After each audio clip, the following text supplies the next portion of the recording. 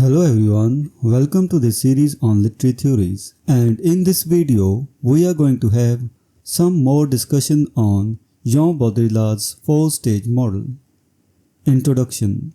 Jean Baudrillard's four-stage model of the sign presents a critical examination of the relationship between reality and its representations. The third stage, where the sign conceals the absence of reality, is particularly significant.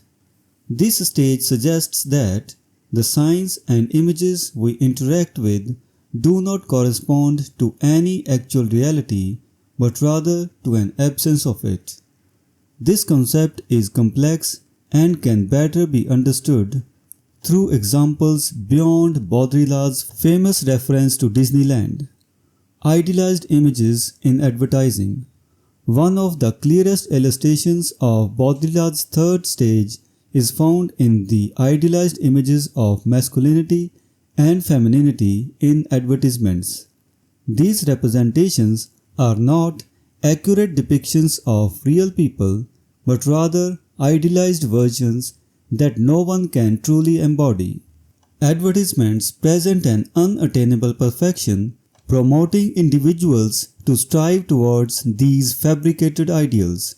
As a result, the image becomes more significant than the reality, and the distinction between the two blurs.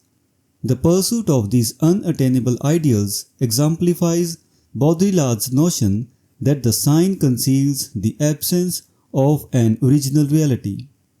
The erosion of the real in media coverage. The erosion of the concept of the real is evident in media coverage, particularly during significant events like the Gulf War.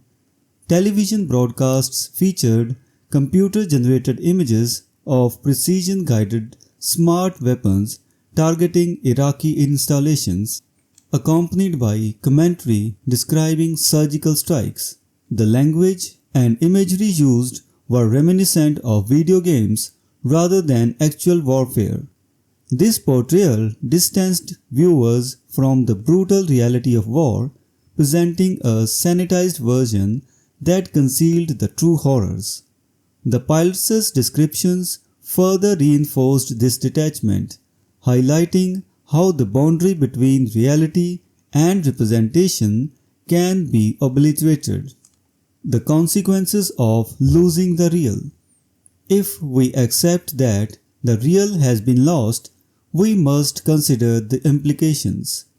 Living in a boundary-free zone where reality is dispensable raises serious ethical and practical concerns.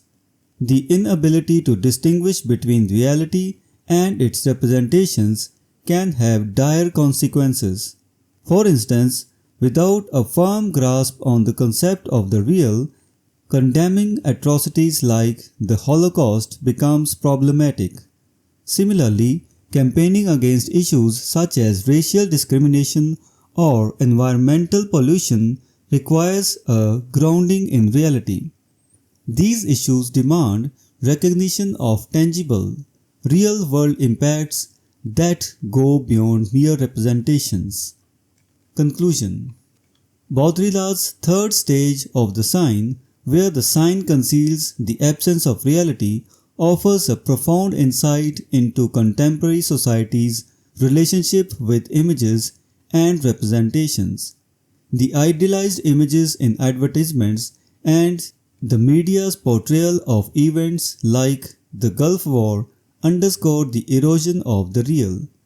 Understanding this concept is crucial as it influences our perception of reality and our responses to significant social and ethical issues.